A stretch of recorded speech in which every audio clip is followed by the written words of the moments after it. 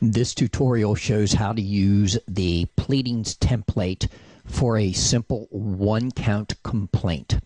Before we begin, we're going to first save the template into a folder. I save all of my templates into my templates folder. So what we do is we go up here, we hit Save As,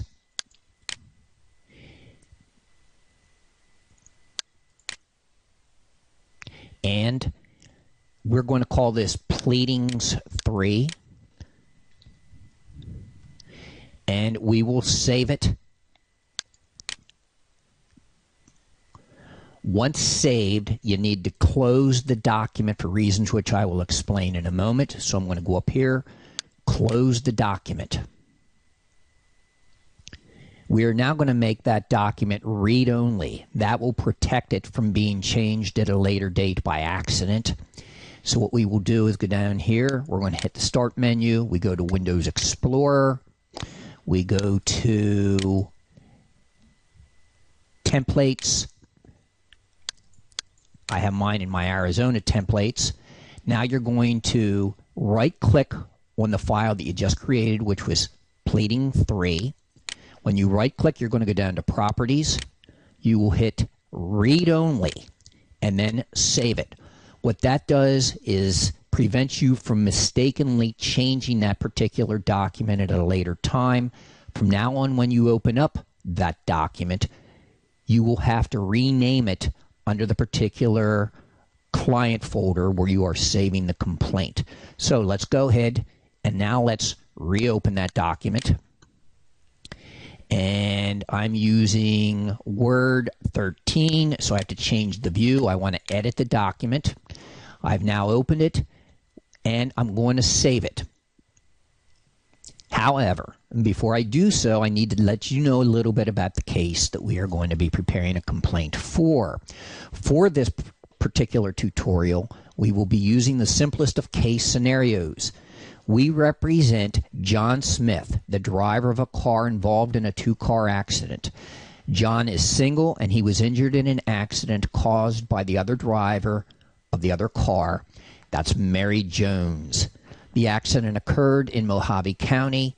Both drivers are residents of Mojave County, and the case is going to be filed in Mojave County. For purposes of this tutorial, I have created a folder already for our client, John Smith. So I'm going to go up here. I'm going to save this as, and as you will notice, it's under my Pleadings folder.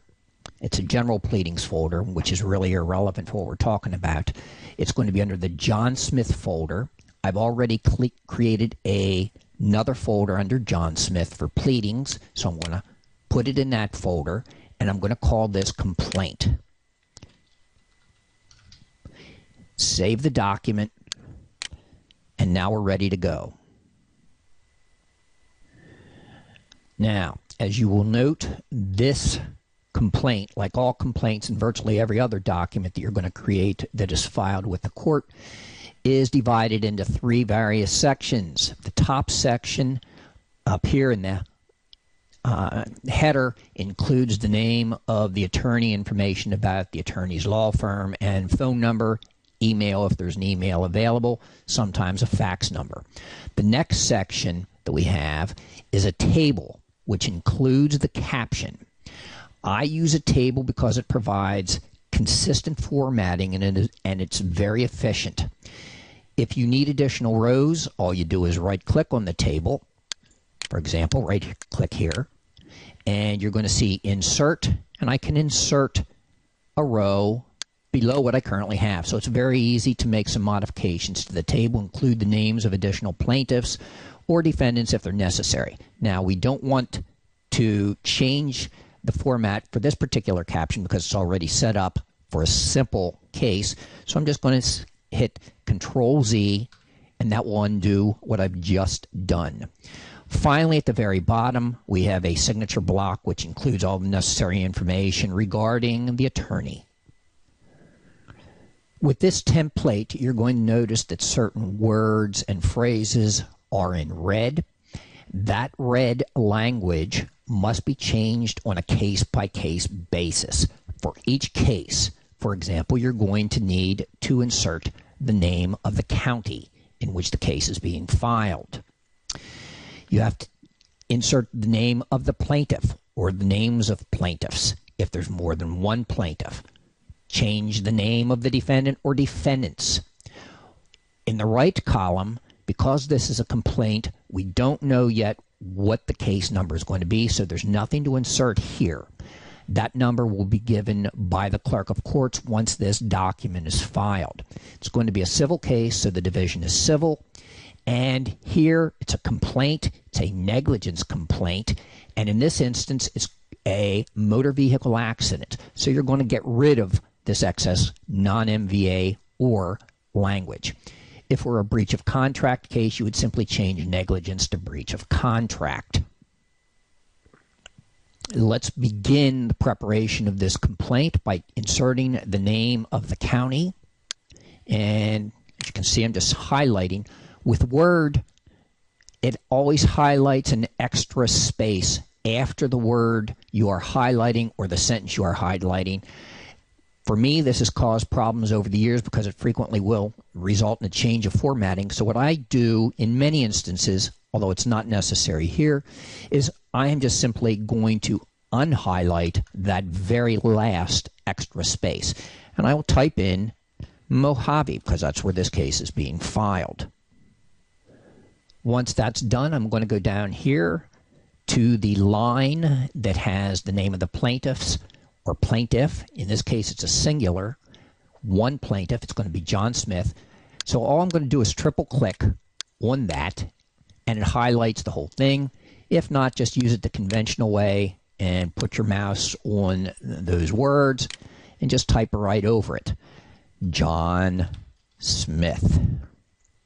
And we're going to put a comma after John Smith's name.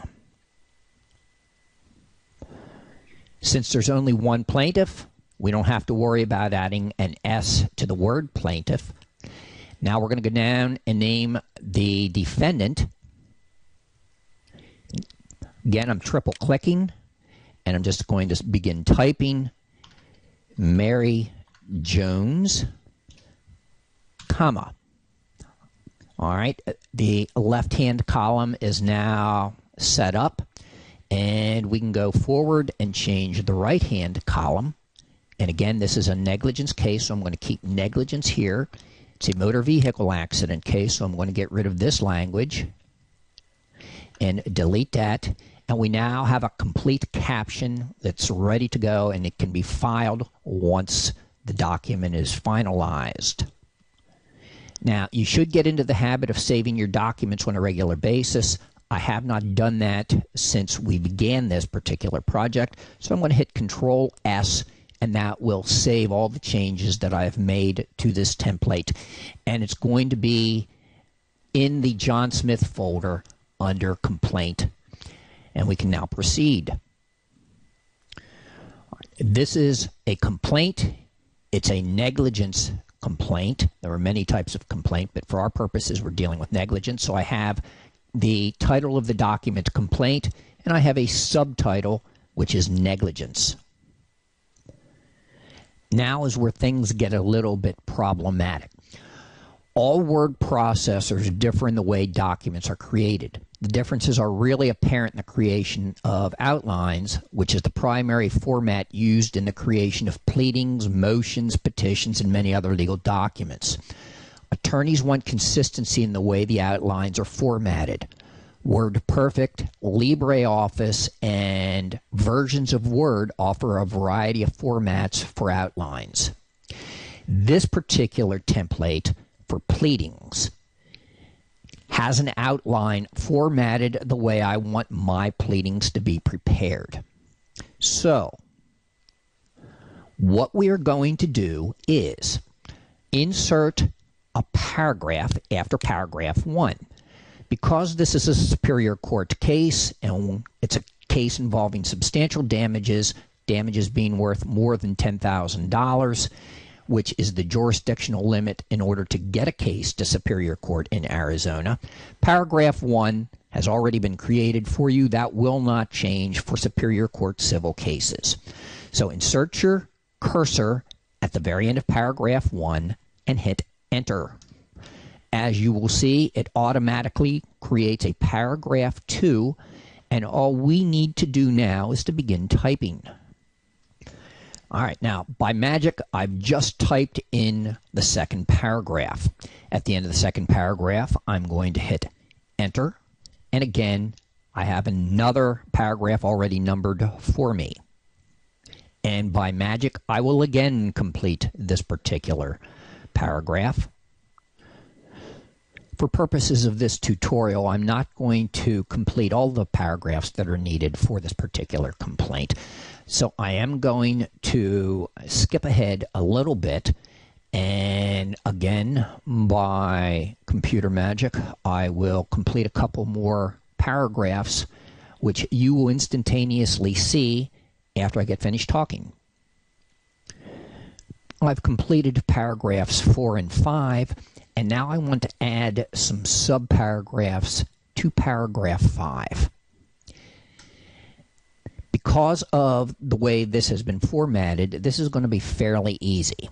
So, I'm at the end of paragraph 5. I hit enter. I want a subparagraph. All I'm going to do is hit tab. Now I have a subparagraph A. And I begin typing. Mary ran a stop sign, semicolon. I want another subparagraph. All I have to do is hit enter.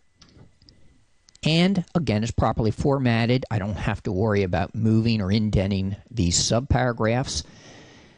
Mary failed to yield the right of way, semicolon. And let's make a third one. Mary was speeding. So we have 3 subparagraphs, and the way it's formatted, you should in fact have the word and in the subparagraph right before the last subparagraph. Now put your cursor again back to the end of the last subparagraph. Be aware that we are now creating subparagraphs, and Word will continue to create subparagraphs until we tell it otherwise. Well, now we are ready to resume with paragraphs, not subparagraphs. So I'm going to hit enter, and you have a lowercase d there, but I want it to actually be paragraph 6. So all I have to do is hit shift tab, and it pushes that subparagraph D out and makes it a paragraph. John's injuries were pretty bad, but I'm going to simplify them for this and also simplify the language that would normally be used. And all I'm going to type in is John suffered a broken back. Now at the end of paragraph 6, I want our standard paragraph listing the damages that are requested in virtually every personal injury action.